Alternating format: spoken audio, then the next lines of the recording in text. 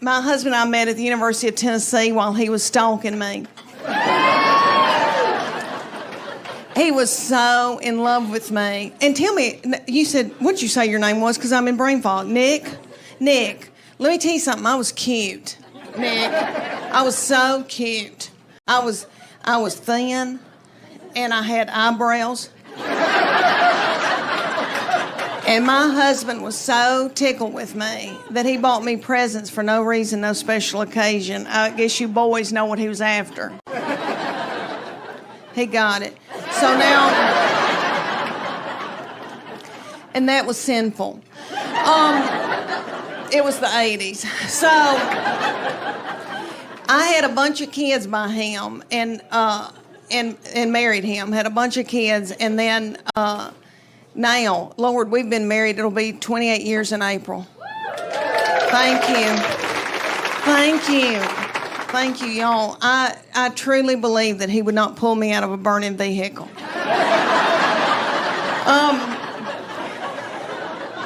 I had a big week. I've been in Portland, Oregon this week. Yeah, and they're so weird. And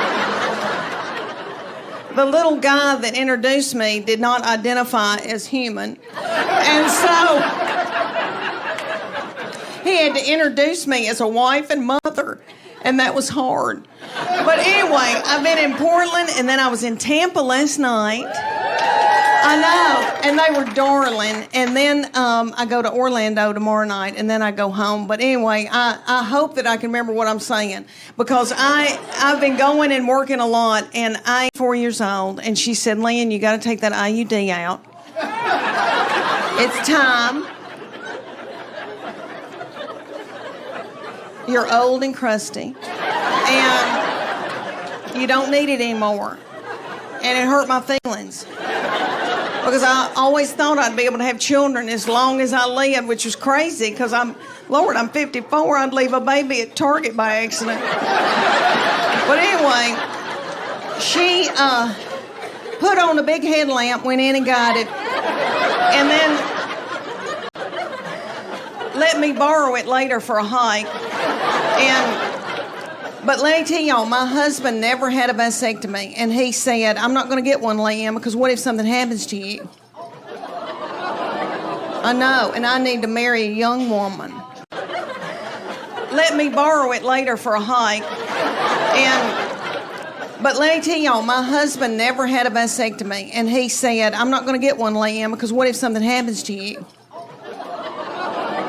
I know, and I need to marry a young woman.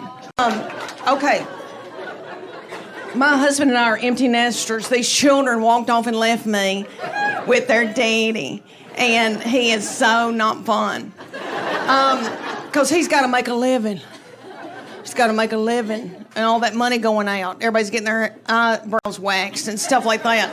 So, and you know, kids walk out of a room, they don't turn the lights out when they leave, and that makes a man a butthole. But it's just me and him, and we've got 2 beagles that we are in love with, and we just sit and kiss them in the mouth. And because we miss these kids so bad. And we let them sleep in the bed with us, these dogs. And they're nasty.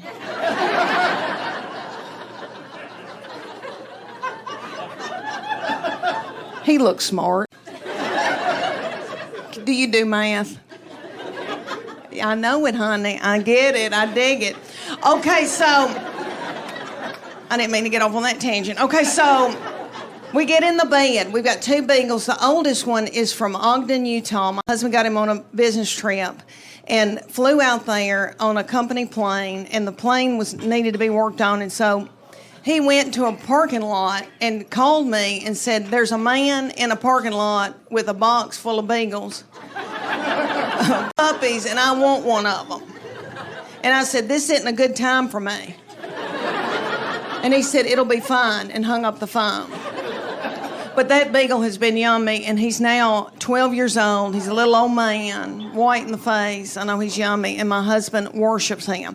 So we get in the bed, and my husband pulls him up to him and spoons him in the bed. And that old beagle looks at me like,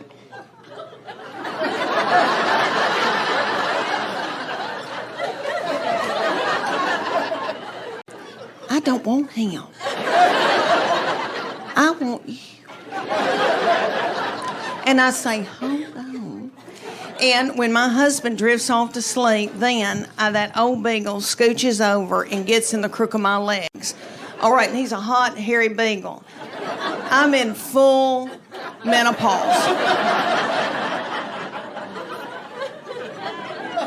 So menopause, for y'all that are not haven't gone through it yet, you feel like you're being microwaved from within. And it comes out the top of your head. And it's really bad at night. It's covers off, covers on, covers off, covers on. It makes you bitter. Okay, so anyway, he scooches over and gets in the crook of my leg. So I end up on a king-size bed, about this much room.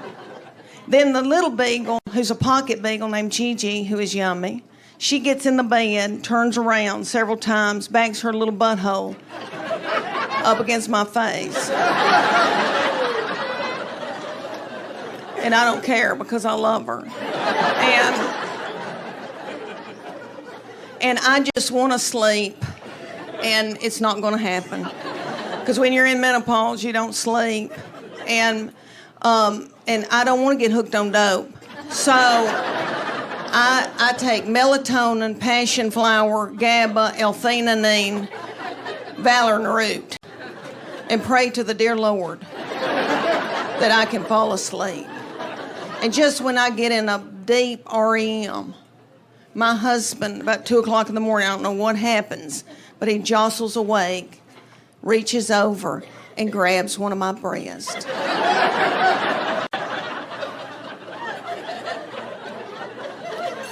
And it puts me into a blind rage.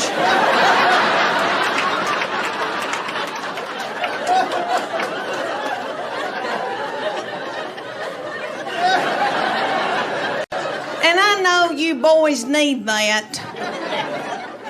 And that's the way God made y'all. And when I get to heaven, I'm going to ask him about it. That's how y'all show love. But I say to my husband, I know you want to do it, and I'll do it. I go to clean out a closet, and I end up in the driveway, and I don't even know how I got there. Hey, we say words like waller. We waller dogs and waller babies, and I'm wallering in the bed all night, and then I get up the next morning, and I think, oh, I'm going to clean out a closet.